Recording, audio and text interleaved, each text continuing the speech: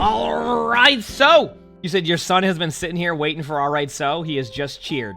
I love to hear that. I love that all right, so has become like this actual like thing on YouTube for me now. Even like if I don't do all right, so in a video right now, the #1 comment is like 100, 200 upvotes of someone going, "Where was the all right, so?" Today's video, we are looking at comments from previous videos. It's kind of like a hot take, react, etc. Sometimes it's hot takes, sometimes it's just good discussion points, but people have been saying they've been enjoying the just chill and talk videos and all that, so I have no problem doing these. I like to talk a lot, obviously, so we're going to start off with Skeleton Chan here, who says, every time I have queued as tank this season, I play one game, and then win or lose, I stop playing. It is so mentally draining to play that role that it just kills me after even a single game. Having to be everywhere and do everything, and knowing that if I make one heck up, then I cause a team wipe. It's so much less stressful to play DPS this season. You get to play at your own pace, click on heads all day, and just enjoy life knowing you aren't the single target for every cooldown in the match. You know, the discussion point here, I don't even know if it's like a hot take about how the tank feels. Like, yeah, DPS just feels a lot better to play in general. If you're playing DPS, you're probably having a good time. And I think like one of the concerns people have with tank initially, even with just like with the one tank, was that like this was gonna be an issue where like you're gonna have a lot on your shoulders as a tank. It's even more so of a difficulty now on tank because you have so many more variables than even initially. Like you have to worry about all of the cooldowns from their team. You have to worry about getting out other cooldowns if you want to make a play. Like actually, I didn't even think about it now, but like now that we kind of describe it, and whatever, I'll let my hair get wild. Now that we kind of describe it right now, you know, it used to be that you had to get through like one set of cooldowns to be able to get to people, but now it feels like you have to get through 2 or 3. And what I mean by that is not only do you have to get through the CC of their team, you then have to get through their mobility. Another struggle point that you have with tank and why it can feel so tough is that like on DPS, you just have to shoot at them, like you said, right? A lot of the time. Obviously, like if you're playing Genji, there's a lot more to it. Like it's, you know, Junkrat, etc. You have more to it. But generally, you don't have to worry about as much. But as a tank, thinking of it now, you have to not only worry about like the cooldowns like CC. You know, a CC is like crowd control, so like slowing you, stunning you, etc.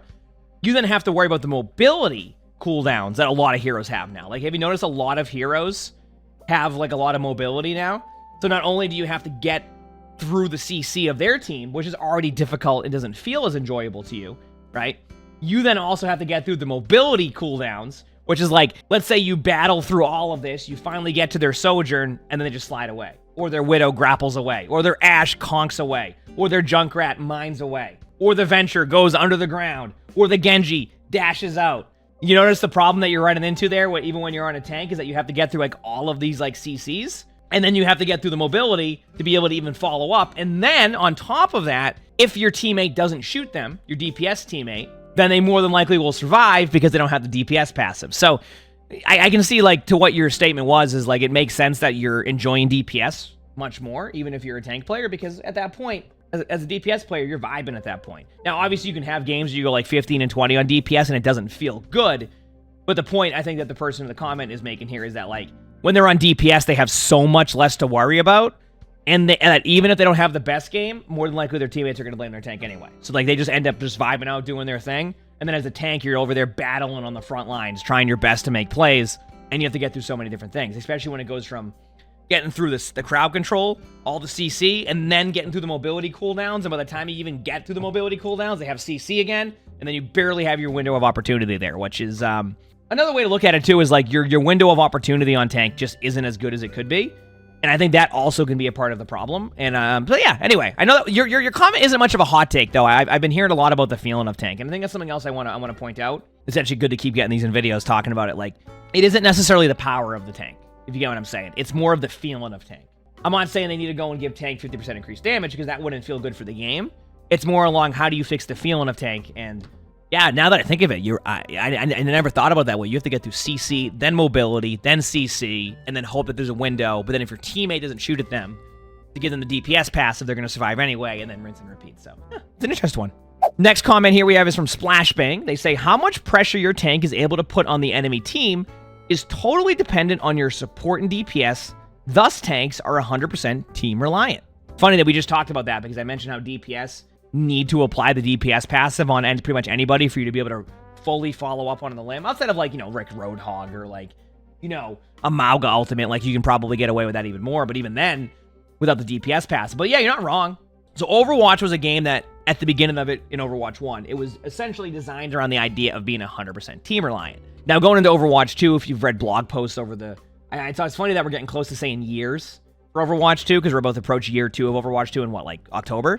It's a very interesting discussion here on the sense that, like, they wanted to make it less Team Reliant, right? So, as they kind of have gone through Overwatch 2, they've done that, right? For a long time as a support, it wasn't very Team Reliant. And then as DPS, it's become way less Team Reliant. So, you now have these roles that have become way more like open to being able to make plays on their own, make individual plays, make it difficult for somebody to do something, right? You're seeing that across the board with a lot of these heroes. It's funny because while they've moved away the idea of being 100% Team Reliant, that is correct in the sense that tank has now become 100% Team Reliant, but at the same time, the vision of the game is giving these heroes more individual playmaking. So in reality, they've taken roles and they've made some roles do that, but then they've gone to the opposite side of that where they're back to where one of the roles is 100% Team Reliant. And that you're all right where, like, as tank, it feels like... And this isn't when we say... By the way, let me point something out here. When you say Team Reliant, this isn't meaning like, oh, it's my teammate's fault, right?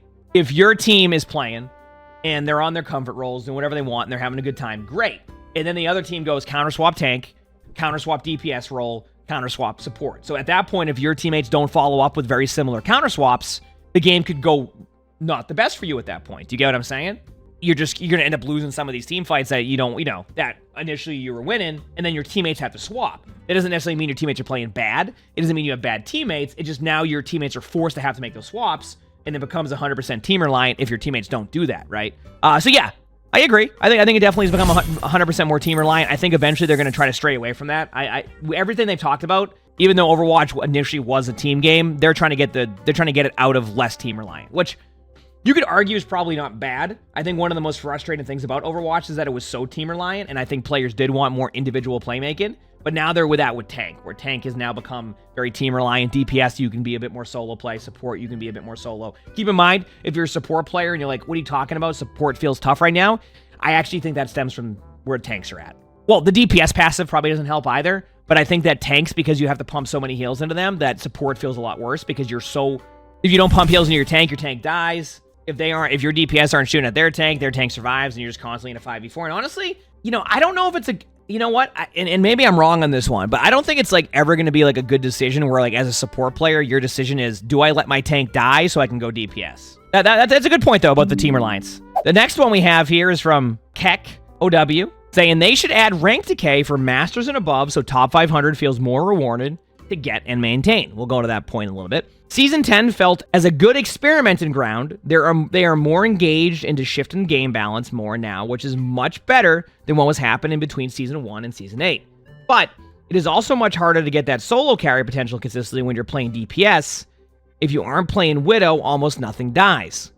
And in between fights are just painful because nothing will happen. It felt much more rewarding to play heroes like Sojourn and Tracer before HP changes, and now you have to rely more on follow-up plays, which makes me think I'm not doing anything impactful as DPS on my own. This is an interesting discussion because I see part of what you're saying, right? They've done a little bit more in shift and game balance, but I will say, and maybe it's just me, but it feels like since Season 9, they've gone very light on balance changes, and someone will probably look at this and be like, excuse you, sir. They have done 27.35 on average balance changes per season. Before they were at 24.5, so sir, you're incorrect. The point being I'm making is maybe it's the changes themselves don't feel as impactful as they normally would feel. Do you know what I mean? So like when they make the changes, it's very minimal. They get stuck in like a rotation of Buffin, Roadhog, Orisa, Mauga type of situation. So maybe it just feels a little bit less impactful than normal. But I will say, I know what you're saying, because as I've been doing my top 500 grind on DPS, a lot of what I see is that if I get into a game where they're playing Widow Sojourn, it feels like as a DPS, you kind of get stuck in this like weird spot where like you're almost forced to have to play those heroes, or you need everything to go well everywhere else, and it becomes a little bit like you said, more reliant on team follow-up, and sometimes it can feel difficult. And maybe that is because of the HP changes, right? I liked a lot of the HP changes, as well as like the changes in Season 9, but yeah, at a certain point, they almost have to kind of look at it and be like, are some of these worth it? Maybe we need to go on like a more individual basis on HP changes.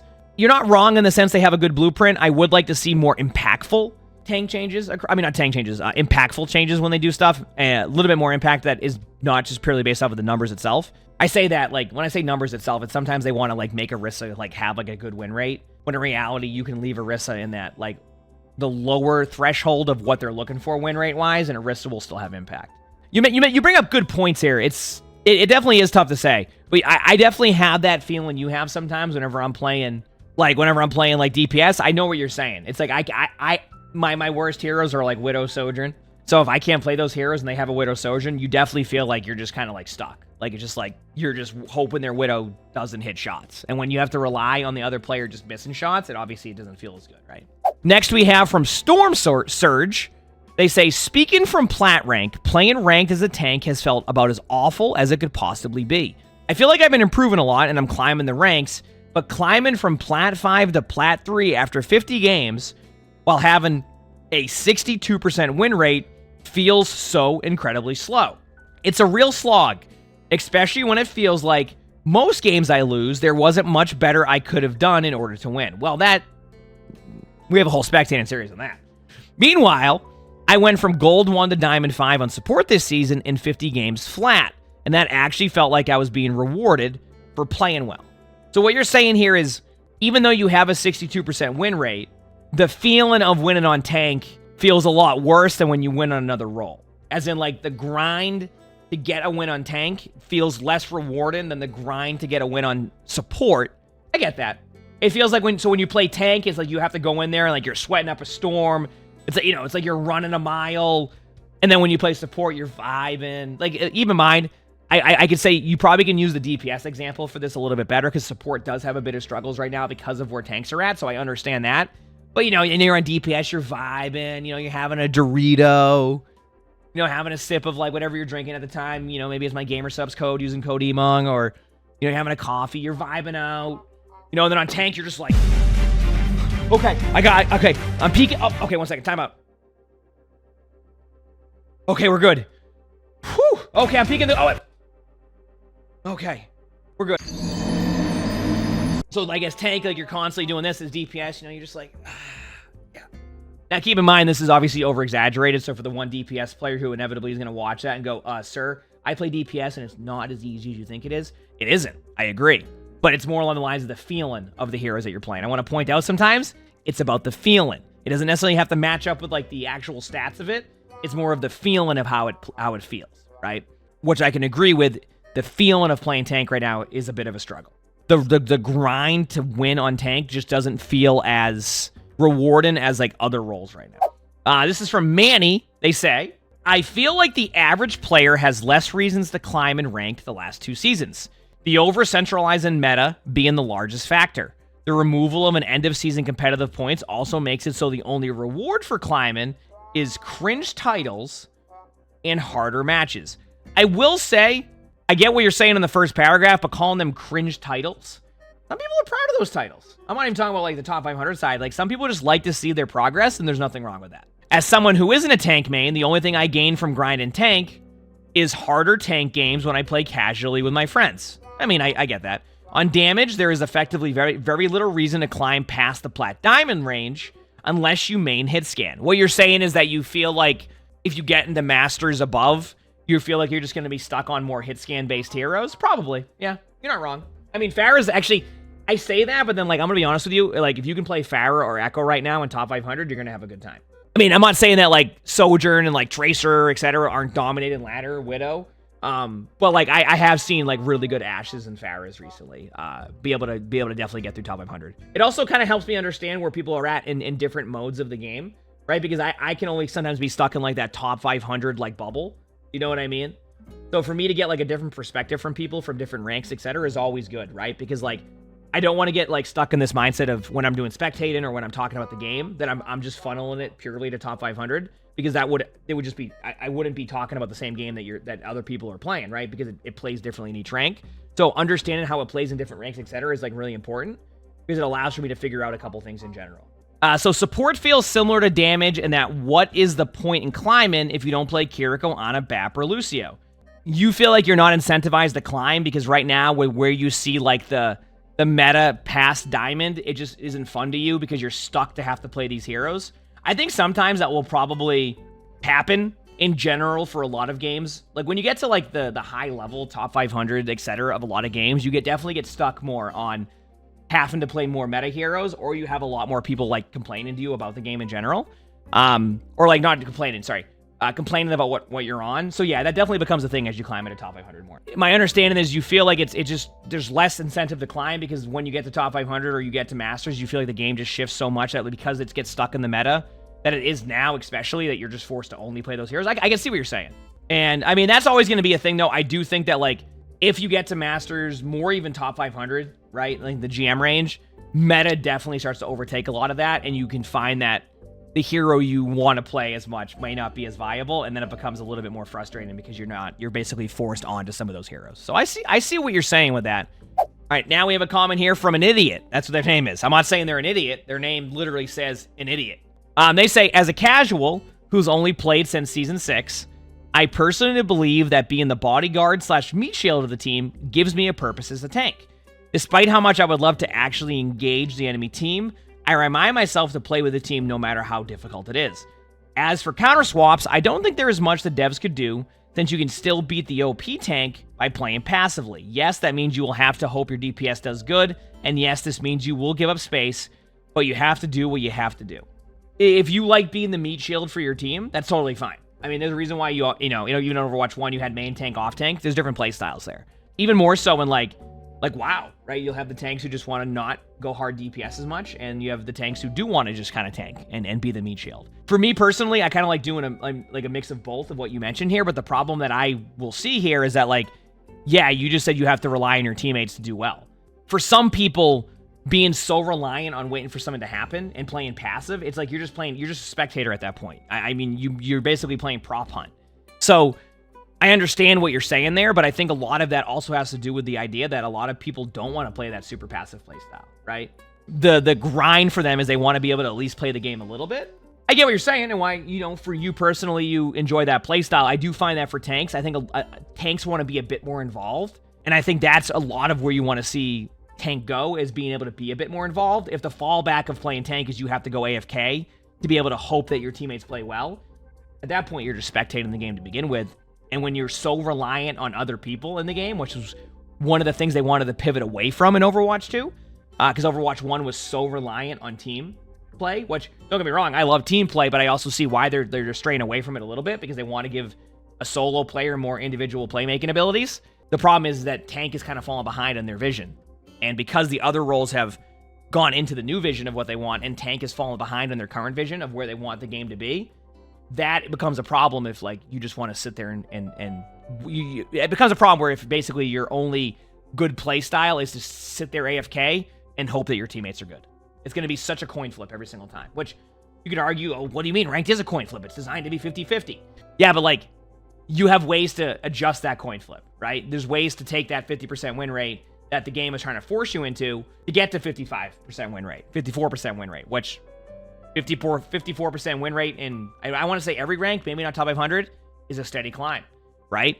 So if you're forced into like, oh, just rely on your teammate and that's it, and just go AFK, then you're just coin flipping that, and you're never going to give yourself a chance to get past that 50%. You're going to have too many like variables where you're going to have like ridiculous streaks where you have the Sojourn for 4 games in a row who's dominated, and the next 4 games you have the Torb who isn't in voice chat, doesn't use Torb turret, and wants to play hammer only, right? Do you see what I'm saying?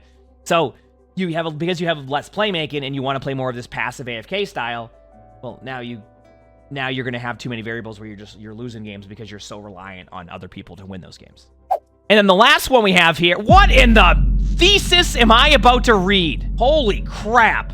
Well, I can see why this one was saved for last. This is from Ventus. The fact that you, Boger, and Flats, or probably some other streamers have at some point brought up League of Legends does bring me some sort of relief, because it shows you guys might be aware to some degree that the kind of changes in strategy Overwatch needs right now and towards the future are a kind of similar to what League of Legends did in the past and currently. Flat said that perhaps Overwatch leaned too much towards the shooter side instead of the MOBA side, and I absolutely agree. There were many changes when the format changed to 5v5, but not a single one of those were prepared for 5v5. Keeping it on the shooter side of things is good, but making it so a hero like we call it the server admin, like Sojourn Widow, can be difficult, right? You don't, like, the server admin side of things you don't want to see.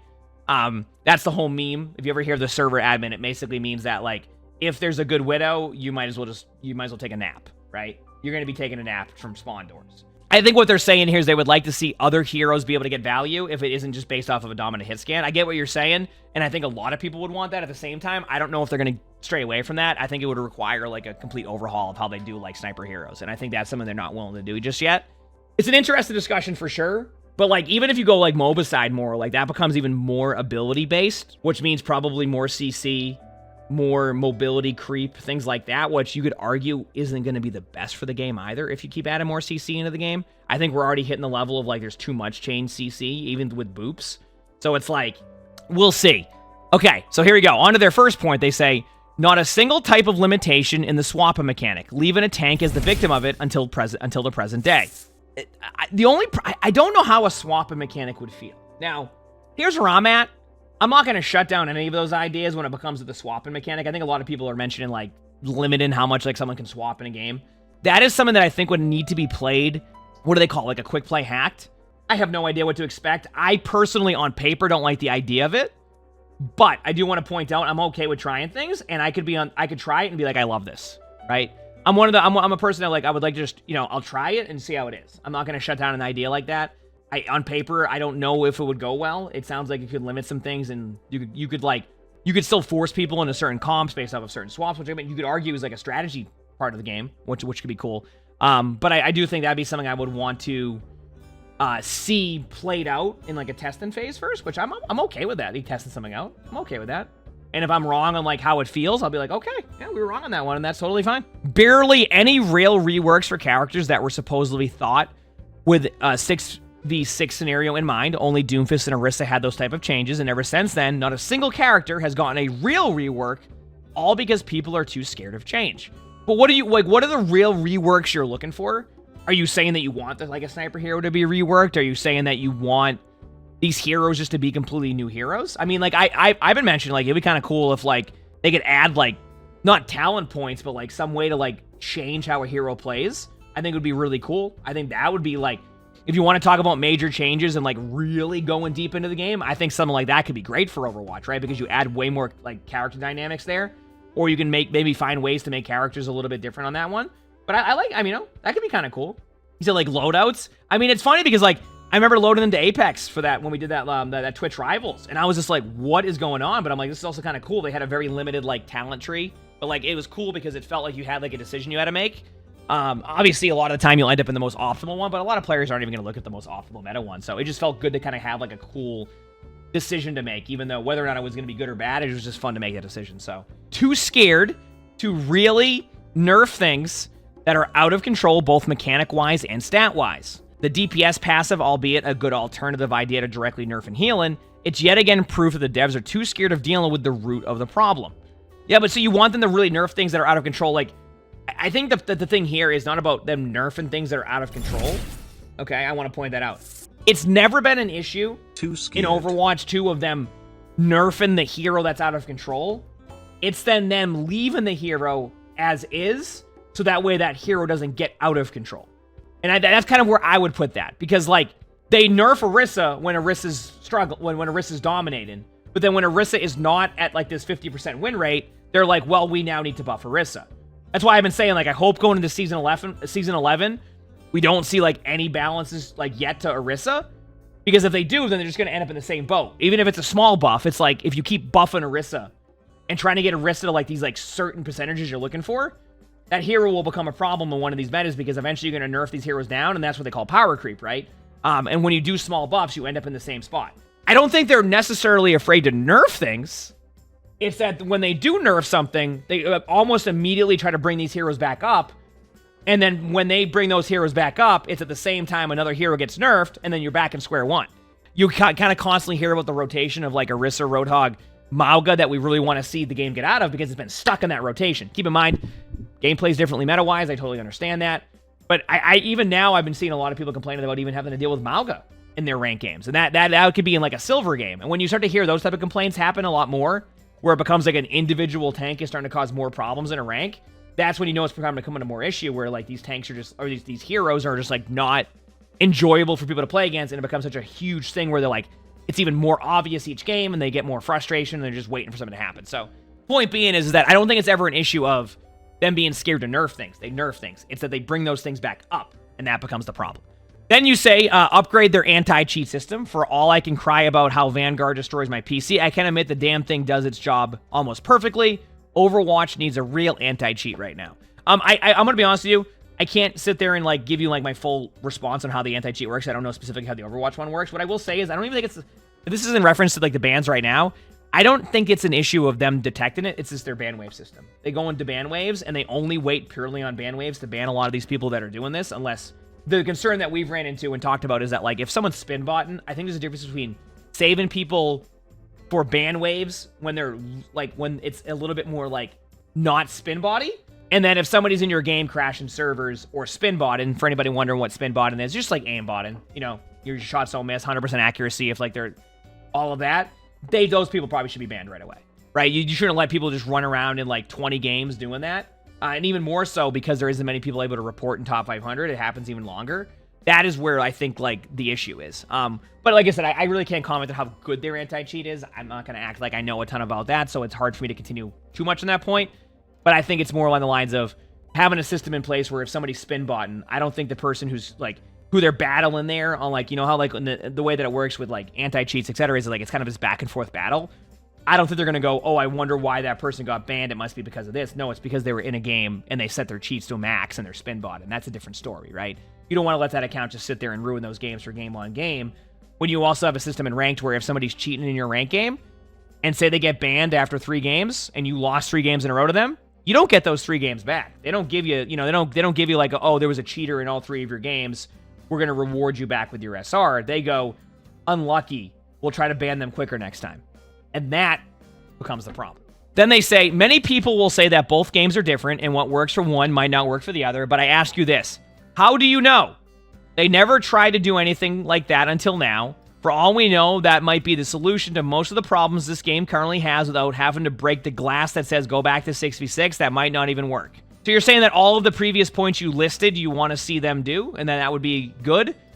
I think some of the points, like I said, I think aren't quite fully aligning with everything, but like, I am still, just to give you an idea, I am still in the mindset of I would like to see more changes, and I know that some people want to see less changes. I just think that when you have a live service game now in a game like Overwatch, I think shaking the game up and trying new things sometimes is going to be way more beneficial for their game than trying to make Orisa be at a 50% win rate.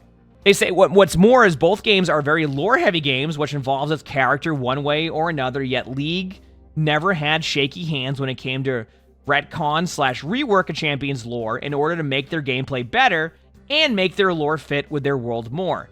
Don't be scared of change. Don't be attached to ghosts of the past. So you're saying that they should do more major changes to summarize your long thesis here, correct? I think we all can agree to that. Whether or not the points align, I think the one thing that we can agree on is that, yes, I think more aggressive changes to Overwatch is a good thing. More aggressive changes have led to really good, like, player-based spikes for Overwatch, so I think they will do more aggressive changes. How they'll do that, when they'll start doing that, I don't know, but, like, the relaunch of Overwatch, they saw a huge thing, and then Season 9, they saw a huge uptick in numbers they've never seen because they made major gameplay changes. Now, how do you make major gameplay changes without taking away the core gameplay of what Overwatch is? It's a good question. Now, the question is what they're going to do next. And hopefully it's something good. I hope it is. I mean, obviously I'm a bit biased because I'm an Overwatch streamer or YouTuber, all of that in general. But I want to see the game do well. I've been playing this game for 8 years. I love the game. Hopefully they continue to go down that road, and hopefully they're, you know, going into Season 11 is a good start for, you know, getting everything feeling a lot better for players. My only concern is that they stay... my only concern going into Season 11 when it comes to, like, balance side is that they go too light on their patches. I really think that since Season 9, they've gone super light on their balance changes. So I hope that going into season, like, this next season, they recognize that players like a little bit more of that aggressive change, rather than just trying to buff Orisa back up to be a viable hero. That's my hope. We'll see, though. A few days away from the new season, so hoping for the best. yeah, if you like this video, make sure to hit the like button, subscribe to all 3 YouTubes. Maybe if you have any more takes you want to put in the comments, you never know, it could be in a video. We have a lot of fun. These are always good to have. I know people like just hearing discussion about Overwatch, so I'm definitely willing to do more of these. And with that being said, I hope you all have an amazing day/night.